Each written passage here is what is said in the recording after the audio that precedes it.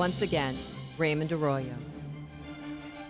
Welcome back to The World Over Live. The media culture today seems fraught with danger, especially for children. But my next guest, columnist, parenting expert, Marybeth Hicks, believes there are lessons to be found even amid the dross.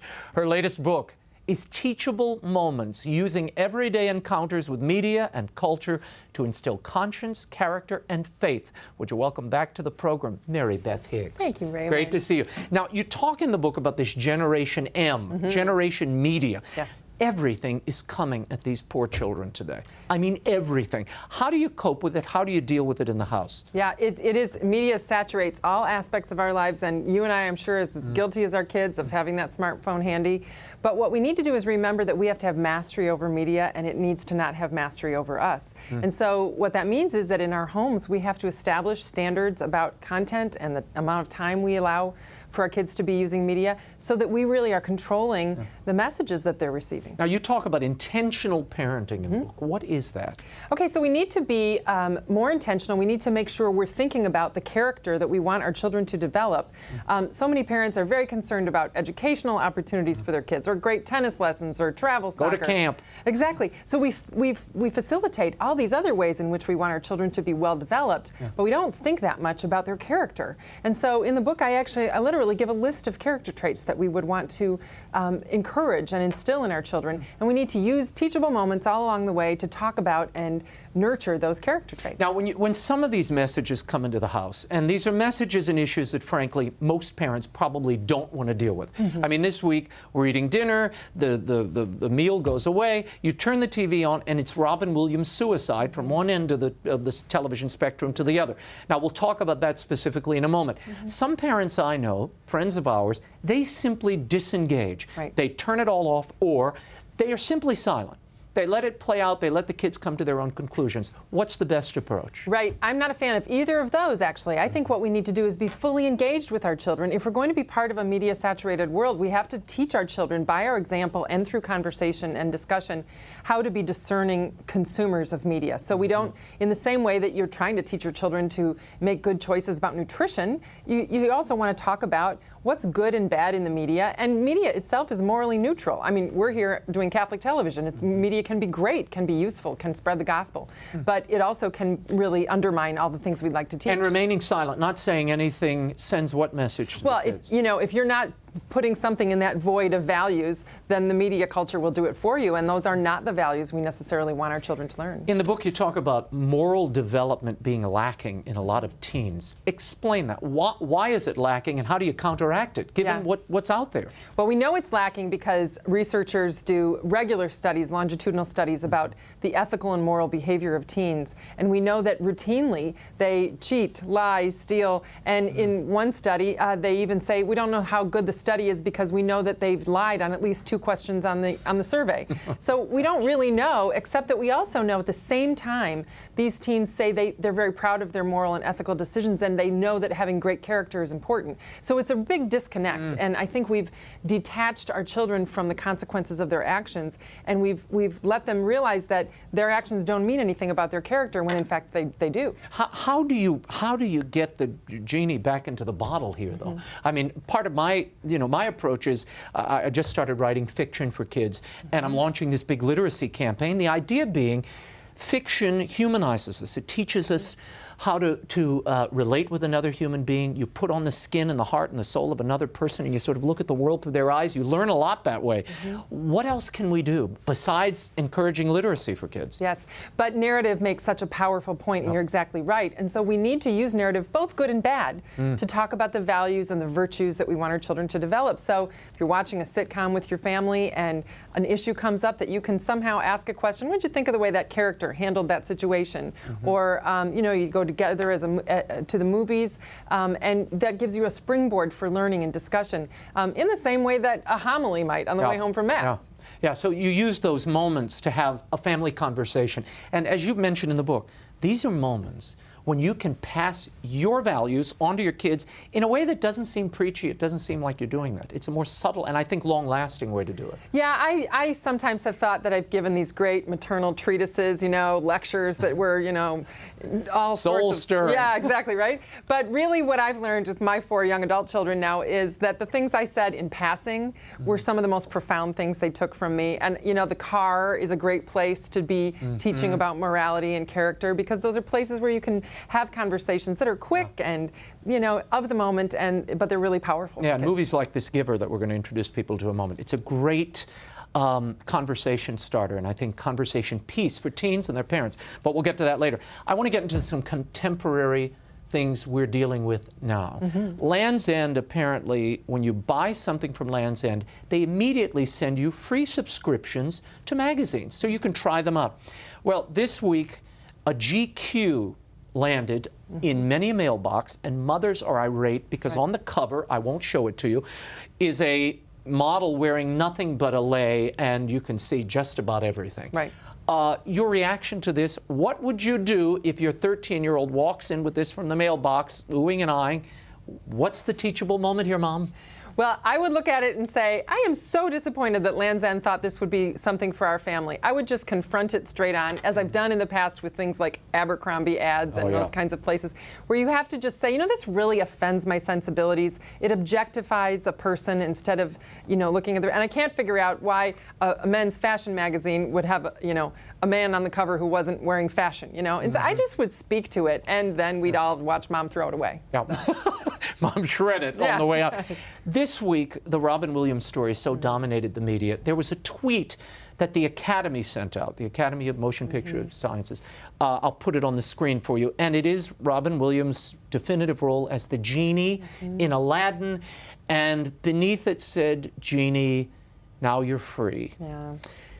Your concerns about this? Yeah, because, it is a beautiful thought. They want to have a beautiful thought there, and it was one of his most masterful performances, ironically, as a voiceover. Yeah. However, it is a dangerous message to send to vulnerable people who are suffering with mental illness and having suicidal thoughts, because it does, in some sense, glorify suicide and make it sound like an attractive option. And those of it, my family's been through supporting another family through the suicide of their son, and there's nothing attractive about it, and it is grief, that can't be described. And so I think it's really important that we don't. But celebrity culture does this, doesn't it, Raymond? They get us. They speak about things in a way that is just almost flippant. They're trying to be profound, and in the process, they say something that can be really mistaken. Yeah, no, they're glorifying something that is not a choice. Right. Suicide should not be held up as one of the random choices you can make in life. Exactly. It isn't. Exactly. It's always a tragedy and a disaster, and people need help. What I love about it is I think it's raising everybody's consciousness about mental illness, which is something providentially. Last week we ran an interview I did with Rick Warren and Bishop Kevin Vann, who are together trying to raise awareness in the churches, evangelical and Catholic churches, that mental illness is something that needn't be shameful. People should talk about like any other illness and get help for. That's good and healthy.